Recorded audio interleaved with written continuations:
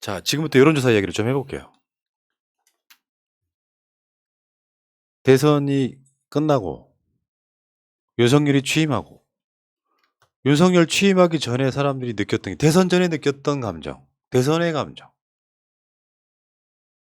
그래서 웬만한 여론조사가 민주당에 어마어마하게 불리하게 나옵니다. 그랬는데 최근에 갤럽이 한 여론조사 강원도로 한번 가볼게요. 여기서부터 풀어봐야 돼. 이광재 49.4, 김진태 42.5. 물론 이거 오차 범위 내이긴 한데 최근에 김진태가 계속 이기는 여론조사가 나왔는데 듣보잡 여론조사가 아니고 갤럽이 한 여론조사예요. 49.4, 45.2. 이것이 주는 의미 분석해봐요. 이광재 잘한다. 아니겠습니까? 네. 아니, 그리고 김진태는 지금까지 많은 그 본인의 홍보 활동을 통해서 강원도에도 소문이 많이 났다고 생각합니다. 더 이상 김진태가 뭐 그 굉장히 자극적인 모습으로 하는 것이 강원도에 더 이상 통하지 않는 것이 아닌가. 왜냐하면 옛날처럼 뭐 입소문 이것보다는 SNS의 힘이 그래서 무서운 거라고 그러니까 생각하거든요. 김진태가 강원도에서 이제 선거사무소 계속 하면서 제일 먼저 했던 이야기 중에 하나가 저 센 사람 아닙니다. 부드러운 사람 김진태입니다. 이제 이런 컨셉으로 완전히 확 바꿨거든요. 그동안 이렇게 방송에서나 국회에서 너무 심한 막말을 많이 했잖아요. 맞아, 센케. 예, 그것 때문에 이제 춘천 시민들은 내가 뭐 다시 태어나는 한에 있어도 김진태는 안 찍는다, 뭐 이런 이야기가 막 회자될 정도로 센 이야기를 많이 했던 게 이게 지방선거에서 도움이 안 된다는 걸 자기 스스로 아니까 이제 그렇게 변신을 시도했는데 그게 이제 어느 정도 먹혀들었고 그리고 이제 윤석열이 대통령에 당선되면서 강원도 민심이 어느 정도 이제 그러니까 국민의힘 쪽으로 이게 좀 기울기는 했었는데 이광재라는 사람이 그 이야기하는 내놓는 어떤 정책이나 이미지가 워낙 이제 좋다 보니까 다시 이제 반대 방향으로 가고 있는 것 같아요. 예. 근데 이제 이 여론조사를 보고 제가 느낀 점을 말씀하라고 했던 이유 중에 하나가 민주당 지지층이 뭉치고 있는 것이 첫 번째예요. 더군다나 이광재처럼 잘하니까 그게 효과가 빨리 온 거라고 생각해요. 그러니까 여론조사라는 게 여러분들이 생각하는 것보다 굉장히 어렵거나 이런 게 아니에요. 어느 날 사람들 마음속이 여론이 윤석열이 잘하니까 윤석열 찍어야지 이게 아니라고요. 여론조사의 정확한 의미는 진영성을 갖고 있는 사람들이 나 사기가 죽었어요, 나 기분이 좋아요가 여론조사로 응답률이나 이 이념 분포로 나타나는 것뿐이야. 내 생각이 바뀐 게 아니라고요. 지금도 정확히 말하면 민심은 윤석열이 대통령 돼서 기대가 된다고 하는 사람 주위에서 한 명도 못 봤다고. 윤석열 찍어서 자랑하는 사람 못 봤다고. 굉장히 소극적 지지라고. 그렇죠. 이재명 떨어져서 아깝다는 사람은 제가 수십 명 봤습니다, 최근에. 그런데 여론조사가 마치 민심인 양 이렇게 표현을 하고 있는데 아주 간단히 말하면 여론조사에 응답을 하고 있다는 거예요. 우리가 이겨야 되겠다. 내가 이대로 두면 김진태가 강원도지사가 될까봐, 이대로 두면 서울시장이 오세훈이가 될까봐, 이대로 두면 누가 될까봐 이런 식으로 굉장히 많은 사람들이 결집하고 있다라고 보는 게 가장 정확한 분석입니다. 왜 지난번에 우리가 그 김진태 때문에 춘천도 가지 말자, 뭐 강원도 가지 말자 막 그랬었잖아요. 그러니까 그동안에 뭐 대선도 있었고 여러 가지 과정 중에서 잊고 있었는데 이제 지방선거를 앞두고 다시 이제 생각을 해. 야, 김진태는 아니지. 그래도 민주당을 찍어야지. 이렇게 결집되는 상황이, 결집되는 현상이 나타난다고 생각하고 있고요. 뭐니 해도 시험은 벼락치기가 최고죠. 그러니까 선거 앞두고 마지막에 집결되는 게 최고죠. 근데 저는 그 이광재 후보의 그 공약 중에 귀에 꽂혀가지고 정말 재밌겠다 싶었던 게, 그러니까 경로당 노래방 배틀. 그러니까 강원도 내에 있는 모든 경로당이 온라인 공간에서 동시생중계를 통해서 매주 그 노래 배틀을 하는 거예요. 그래서 항상 소에게 상금도 주고 상금도 걸고 어르신들 이제 노래 교실 계속 돌리면서 그러니까는 노래 연습도 계속 하게 만들고. 좋다. 딱 들으면 재밌지 않습니까? 강원 노래자랑. 예. 그러니까 이게 매주 벌어지는 거예요. 노래 배틀이 네. 매주. 자, 근데 강원도 쪽에서 이런 바람이 불면서 지금 사전투표를 코앞에 두고 지금 여론조사들이 이 숨겨져 있는 어떤 그 흐름이라는 게 있잖아요. 제가 오늘 직접 봐서요. 결집 중인 거 확실합니다. 그러니까 이재명 0.73% 기억하는 사람들이 자 이제 일어서자 분위기가 분명히 있어요. 근데 이런 얘기 한번 풀어볼게. 광역단체장 후보 출마한 사람 중에 재산 1위가 누군지 아시죠? 김은혜입니다. 김은혜. 미콩맘. 국회의원 1위는 김병관인 거 아는데. 김은혜 광역단체장 후보 중 부동산 재산만 170억이에요. 표 한번 보여주실까요? 여기에 후보자 재산 신고액 상위 10위 현황이 있는데요. 1위 김은혜 220억 전체가, 부동산은 170억. 2위 강용석입니다. 야, 강용석이 방송 열심히 했구나. 이준서이가 욕심낼만 하네요. 강용석 81억, 오세훈 59억, 박형준 46억, 김진태 40억. 여기까지만. 일단 뒤에 밑에는 뭐 볼 거 없고요. 1등부터 5등까지가 국민의힘 부류죠. 강용석 무소속이니까. 그러면 더군다나 재산이 있잖아요. 몇십억 대고 하는 사람들 대부분은 부동산이거든. 근데 이런 후보들이 부동산 정책 잘할 수 있겠습니까? 그냥 한번 생각해 보자고. 부동산 가격이 올라야 돈을 버는 사람들이 말로는 뭐 부동산 가격 안정시키겠다고는 하지만 현실적으로 정책에 있어서 진정성이 있겠냐고. 그 대표적인 케이스가 송영길 후보죠. 아, 그 이야기 뒤가 할 거니까 네. 그 이야기 한번 해 주셔봐요. 지금요? 아니 이제 그 얘기 디테일로 설명을 좀 드리려고 그러는 거지. 그 후보들이 부동산을 이렇게 많이 갖고 있는 후보들이 부동산 정책을 잘하기 힘들다. 왜 공교롭게도 1위부터 5위까지가 다 저쪽 사람들이냐. 그러니까 부동산 문제 이야기할 때마다 항상 화가 나는 게, 부동산 가치가 올라가는 건 나라 국가 예산 때문에 가치가 올라가는데 그 이익은 개인들이 누리잖아요. 그리고 이제 그 개인들이 그 국가 예산이나 행정에 협조하지 않았음에도 불구하고 그 모든 과실, 그리고 특히 그 부동산에서 그러니까 생활하거나 사업을 할 수밖에 없는 일반 서민들에게 또 고효를 쥐어짜는 방식으로 수익을 챙겨가는 거잖아요. 그러니까 그런 방식을 생각해 보면 이 부동산 가격이 안정된다는 건 부동산 부자들 입장에서는 내 돈이 빠져나간다는 뜻이잖아요. 당연히 부동산 정책에 대해서 어떤 방향으로 가져갈지 너무 뻔하게 보이는 거죠. 그 아까 표 한 번 더 보여주실래요? 전체 재산 대비 부동산 비중이 여기 표에 나와 있거든요. 김은혜가 76%, 강용석은 90%, 오세훈은 64%, 박형준은 123%야. 그게 무슨 뜻이죠, 그게? 부채까지 포함되어 있겠지. 그러니까 전체 재산에서 부동산이 갖고 있는 비중이 이 정도란 말이에요. 근데 강용석의 주장에 의하면 김은혜가 지금 갖고 있는 게 사실은 1,800억 원이라고 주장을 하고 있거든요. 그래요? 네. 근데 축소 신고를 통해서 158억 원으로 축소 신고를 한 건데 이렇게 된다면 저는 뭐 이런 부분에 있어서는 강용석을 응원하고 싶습니다. 1,800억이라니. 자, 그래서 아까 말씀하신 송영길 재산 한번 보려고 그래요. 비교 한번 해볼게요. 이거 뭐 저기 성관이 사이트 가면 쉽게 볼 수 있어요. 송영길, 오세훈 재산 비교 한번 해보겠습니다. 자, 일단 여기 나오는 프로필도 한번 볼게요. 송영길 63년생, 오세훈 61년생. 여러분들은 놀라지 마십시오. 오세훈 형이에요. 이거는 송영길 후보가 다스베이다 같은 게 나와서 자기를 좀 셀프 디스했죠. 심지어 난 머리도 크다. 그리고 뒤에 쭉 보시면은 송영길 재산 5억 6천. 그리고 오세훈 재산 59억. 거의 10배. 10배가 넘죠. 송영길 후보는 그 5억 6천 중에 자가 집이 없죠. 아직도 전셋집에. 그러니까. 평생 전셋집에 살고 있는데 그게 정치 시작하면서 했던 약속이라고 하더라고요. 그 이야기를 해보려고 다 네. 준비했어요. 자, 여기 보면 또 뭐가 있냐면은 송영길 후보 재산 신고의 상황을 한번 볼게요. 여러분 자세히 보시면요. 이제 앞에 저기 윗부분만 쭉 보시면 예금은 사실 빈털터리가 거의 없어. 카카오, 농협, 하나은행 등에 있는 그 단위가 지금 현재 단위가 1,000원인가 그럴 거예요. 그러니까 카카오 통장에 81,000원이 있는 거야.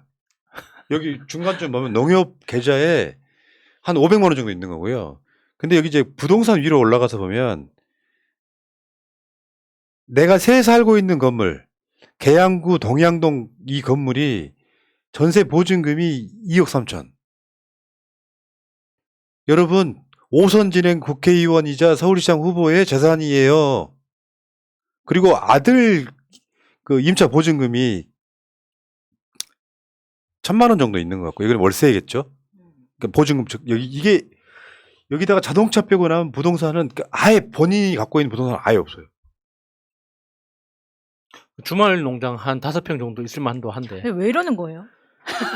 그러니까 이게 그 정치 시작할 때 어. 자기 자신과의 약속이기도 하고 그때 도와줬던 동료들하고의 약속이라고 하더라고요. 그러니까 내가 땅이나 집을 가지게 되면 그러니까 나의 이익을 위해서 자꾸 생각할 수밖에 없게 되기 때문에 그런 걸 처음부터 이제 없애기 위해서 그러니까 집 사지 않고 평생 살겠다. 그렇게 이야기를 했다고 하더라고요. 그러니까 내가 아까도 그 이야기 했지만 지금 저쪽 사람들이 재산 불린 게 소위 말하면 건물주, 집. 그래서 자기 재산의 3분의 2, 많게는 100%를 넘어가는 그게 다 이 사람들이 갖고 있는 부동산 부자들이잖아요. 상위 5%까지가 다 부동산 부자들이어서 재산 광역 후보자들 중에 베스트 5까지 드는 거 아니야. 이 사람들이 부동산 정책을 제대로 할 리가 있겠냐고요. 그 얘기가 오늘 핵심이라고 보고 오세훈 59억, 송영길 5억 6천은 의미하는 바가 상당히 큽니다. 딱 10배 차이네 진짜. 그러니까 그냥 5억 6천 가지고 있어도 걱정 없이 살 수 있는 나라를 만들 사람은 송영길이라는 거죠. 59억을 갖고 있어도 더 갖고 싶어서 난리인 사람이 오세훈이라는 겁니다.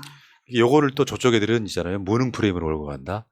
오직 돈을 못 모았으면은 그 정도 그 정치 짬밥에 5억 9천 밖에, 5억 6천만 원밖에 못 모으냐 같은 소리. 안 모은 거죠, 정확히 말하면. 안 모은 거지. 네. 그 송영길한테 내가 송영길한테 반해버린 게 그런 거잖아요. 자기 체력이 확실한 사람인 거야. 그 겉모습, 외양의 그 정치적인 논란만 갖고 뭐랄까 좀 비판했던 제가 좀 민망해지기도 하고 진짜 진정성은 보이더라. 네. 무능해서가 아니라 오세훈 어떻게 재산 불렸는데 그렇죠. 자기가 서울시장 할 때 뼈가지로.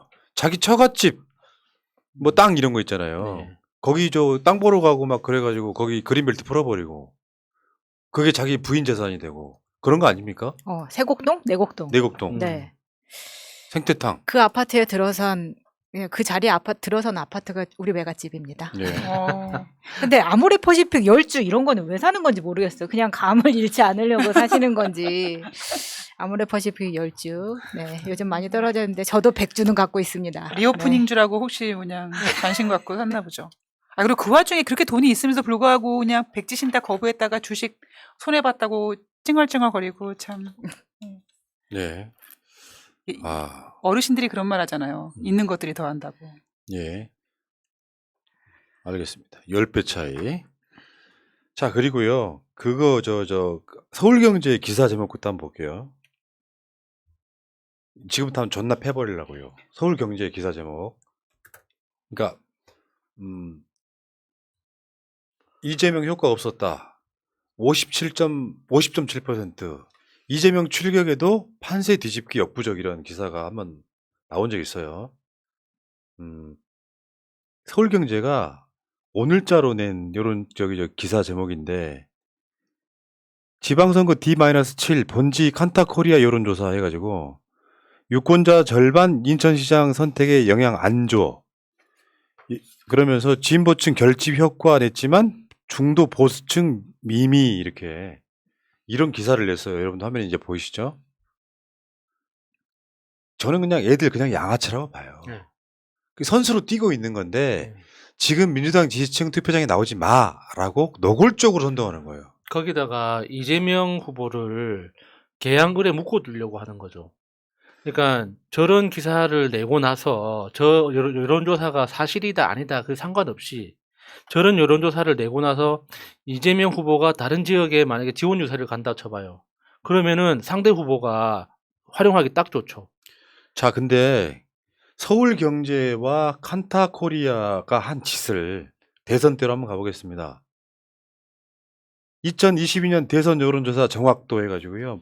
가장 틀린 애들. 칸타코리아 서울경제죠. 이재명과 윤석열이 10.7% 차이 난다고 예측했던 놈들이에요. 얘네들은요, 여론조사나 언론사를 허가를 취소시켜야 될 정도의 그렇죠. 범죄를 저지른 거거든. 그거는 폐업감이네. 폐업감인데도 불구하고 거기에 대한 지금까지의 사과라든지 유감 표명 없이 또 지방선거전에 뛰어들어가지고 만약에 칸타코리아 이런 여론조사가 없었다면 이재명이 대선 이겼을지도 몰라요. 그렇죠. 이건 범죄라고. 이건 선동한 거죠, 완전히. 이런 놈들이 지금 똑같은 팀워크이잖아요. 아마 내가 봤을 때 칸타코리아는 서울경제가 아마 관련사일 거랄 가능성이 되게 그러니까 높아요. 목적을 가지고. 이렇게 해가지고 10% 이상 차이 난다는 짓거리를 했다가 지금 이번에 이재명 효과가 없다라고 지금 주장하고 있는 이게 무슨 짓이냐고. 그리고 이 표에 보면은 여러분들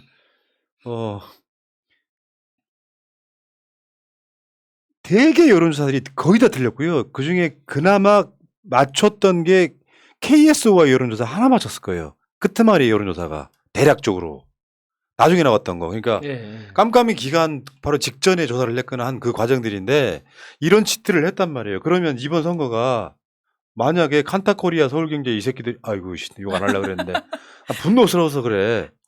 이런 여론조사가 만약에 이런 식으로 해가지고 만약에 민주당이 1% 2% 차이로 지면 책임질 거냐고요. 그냥 범죄하고 있는 거예요. 특히나 지금 이 보수 그 진영에서 좀 원하는 건 투표율이 낮아지는 거잖아요. 그러니까 지금 민주 진영 사람들, 그러니까 이재명 후보를 찍었던 그 사람들이 투표를 포기하도록 하는 게 지금 이 모든 전략의 핵심 아닙니까? 그래서 저는 그러니까 지금 여론조사에 응답하지 않음으로써 그러니까 지금 우리가 불리한 것처럼 나오는 모든 여론조사 그 이면에는 사람들의 어떤 약간의 실망감과 피곤함이 있다고 생각합니다. 그건 어쩔 수 없는데 이게 이제 실제 선거가 딱 일주일 앞으로 다가오면 다 비슷한 생각을 하게 될 거라고 봐요. 이재명 후보가 좋아서 찍었든 아니면은 윤석열이 싫어서 찍었든 어쨌거나 이재명을 찍은 그 사람들은 기본적으로 이 나라가 어떻게 되면 좋겠다라는 공통의 어떤 합의를 가지고 있는 사람들이잖아요. 그러니까 그 사람들이 이게 지금 윤석열 정부가 이런 식으로 막 막무가내로 밀어붙이고 있는데 지방선거에서 내가 안 나가서 정말 또 윤석열이 이겨버리면 이 나라는 어떻게 될까 하는 그런 두려움은 우리하고 똑같이 있을 거라고 생각합니다. 그래서 그러니까 이 여론조사에는 응답하지 않지만 실제 투표는 다를 거라고 보거든요. 그러니까 내가 장담하잖아요. 이번 지방선거에 서울시장 같은 경우도 이 여론조사대로 가면 실제로는 많이 차이 나봐야 3, 4%예요. 그러면 에이 어세훈 될 거야 했던 사람들이 투표장에 안 나갔다가 또 무릎을 찍는 내 발등을 찍는 거예요. 오세훈도 걱정하고 있다고 했잖아. 오세훈은 또 뒤집힐까봐. 워낙 많이 트라우마, 당했으니까. 트라우마. 그러니까 최근에 그 여론조사를 보니까 오세훈하고 송영길 후보가 좁혀지고 있어요. 결집하고 있거든요. 그래서 칸타코리아나 서울경제의 그 개념을 한번 우리가 한번 보자고. 중원 싸움에 이번에 나온 여론조사들 그 충청도 쪽의 여론조사를 쫙 한번 나온 표를 어떤 언론이 냈던데 간단히 소개를 좀 해드릴게요. 이렇게 보면 단순하게 민주당이 지고 있는 것처럼 보이죠. 그런데 아까 말한 칸타코리아 같은 기법이라고 생각해요. 칸타코리아가 10% 진다고 했는데 막상 봤더니 0.73이었잖아요. 1%가 안 됐잖아. 여기다가 민주당에다가 한 10%씩 더 줘보실까요? 지금 이 여론조사를 10%씩 더 줘보시죠. 괜찮네. 당장 투표하고 싶어지네. 네. 그리고 여기 나오는 그 회사들 중에 조원 땡땡 같은 데는 그냥 기본적으로 그냥 스킵하고 갑니다. RN 땡땡이나. 네. 유명하죠. 여론조사 얘들 유명한 애들이에요. 그러니까 더군다나 간단히 말하면 다시 치워주세요 이제. 꼴 보기 싫으니까 내가 지고 있는 걸 알리고 싶지는 않은데 여론조사라고 하는 건 굉장히 쉬운 원리다. 사람들 생각이 변해서가 아니라 이기는 사람한테 더 붙고 선거라는 게 그리고 지고 있는 쪽에서는 질 거라고 생각해서 투표를 포기하게 되고 이 과정인 거지 특별 사안 하나마다 사람들이 여론이 움직이지 않는다. 나는 우리나라 사람들이 그런 생각이 필요하다고 생각해요. 민주진보에 계시는 분들이. 분노 코드는 좀 가지시라. 너무 순둥이어서 문제인 거죠. 분노 코드를 가지시라. 그거 저놈들 하는 짓거리를 보세요. 그게 사람이 할 짓입니까? 대통령 그 시골 마을에 가서 그 짓을 하는 게 우리 민주시민들 그걸 못 하잖아요. 예. 사람이 좋아서 그런 거예요. 만약에 윤석열이 인수위 기간 동안 이번 취임해가지고 하는 이런 상황들을 보면 분노해서 나가서 분노 투표를 해버려야지. 우리가 질 거니까 여론조사에 수능돼서 좀 어려운 말로 가스라이팅 돼가지고 투표장 안 나갈 거야 하는 것은 민주시민이 할 행동이 아니라는 겁니다. 다들 투표 말고는 딱히 우리가 어떤 방식으로 윤석열 정부의 분노를 표시할 수 있을까 생각해 보면은 투표 말고는 없잖아요. 우리가 평소에 뭐 댓글도 많이 달고, 그러니까 여러 진보 진영 채널에 응원도 하고 하지만 직접적으로 그러니까 내 의사를 윤석열 정부에게 표시할 수 있는 거는 투표가 최선이거든요. 그러니까 투표는 꼭 해야죠. 그러니까 제가 요즘에 가장 그 눈에 확 들어왔던 문구가 뭐냐면 정의가 이기는 게 아니라 이기는 게 정의다라는 문구가 확 들어오더라고요. 그러니까 일단 지방선거에서 이긴 다음에 그 다음을 준비하고 그 다음을 대비하는 게 제일 중요하다고 생각을 합니다. 자, 여기까지 하시고요. 보셨잖아요. 왜 똑같은 걸 당하냐고. 칸타코리아가 서울경제랑 윤석열과 이재명은 대선 때 10% 차이나 정확히 10.89% 차이나 그런 여론사들이 만약에 몇 개가 없었다면 우리 대선 졌을까요? 지금도 그런 여론 장난질을 하고 있잖아요. 만약에 민주당 특히 이재명 후보 위원장의 지지층이 우리가 이번에 나가면 압승한다는 여론조사가 나오면 투표 많이 포기하실까요? 아니라고 생각해요. 어차피 질 거라고 하는 그 포기 하나가 대한민국의 미래를 망치고 있다고 생각하시면 이해가 되십니까, 여러분? 그 여론조사를 보고 아, 우리가 속았구나라고 생각하시는 사람들이라면 이번 지방선거에 속으시면 안 되는 거잖아요. 여론조사는 간단히 말해서 특정 진영이 반대쪽 진영한테 투표 포기라고 하는 기술일 수도 있다. 도대체 뭐냐? 칸타코리아 얘네들 내가 폐업시켜야 된다고 생각해요. 근데 또 이 지랄을 하고 있는 거잖아, 분노스럽게도. 이재명 나와도 소용없네, 얼레리 꼴레리.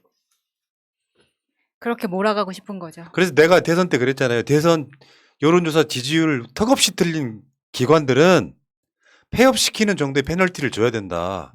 민주당 뭐 하고 있습니까? 이런 장난질로 범죄를 저지르고 있는데도 불구하고. 근데 명백하게 가짜뉴스 뿌리는 거랑 마찬가지입니다. 그리고 뭐 오차 범위 플러스 마이너스 3.3 이렇게 얘기하잖아요. 그것도 사람들이 현혹시키는 거잖아. 오차 범위는 샘플이 그 샘플하고 오리지널 표본하고 이게 그 퍼센트를 말하는 것이 정확도가 3.3% 차이 난다는 게 아니거든요. 예. 자, 칸타코리아의 여론조사를 보시면서 여러분들 지금도 여론조사 믿으시겠습니까? 그 여론조사가 나오고 포털을 장식을 하고 그게 추세가 돼서 사람들이 민주당 질려나 보다 하고 포털도 안 보게 되는 상황. 그리고 그중에 깨어있는 분들만 새날로 와서 새날 방송 보는 상황. 이게 계속 악순환이 되는 거예요. 그 상황에서도 이광재는 뒤집었어. 요즘 최근 여론조사에서는 뭐 양승조 후보도 이렇게 이기는 결과가 조금씩 나오고 있기는 하더라고요. 아니 근데 이게 지금 몇 번째예요. 우리가 지금 선거를 한 4번, 5번 연이어서 여론조사 네. 때문에 계속 뒤집어지는 상황을 보고 있음에도 불구하고 선거 때마다 똑같은 분석, 똑같은 비판을 하고 있습니다. 그래서 내가 이번 지방선거 때는 여론조사를 아예 안 내잖아요. 그 이야기를 아예 안 하는 거에 가깝잖아요. 자, 일단 여기까지 하시고 이따가 또 송영길 이야기 또 할게요. 당선시켜야 되거든.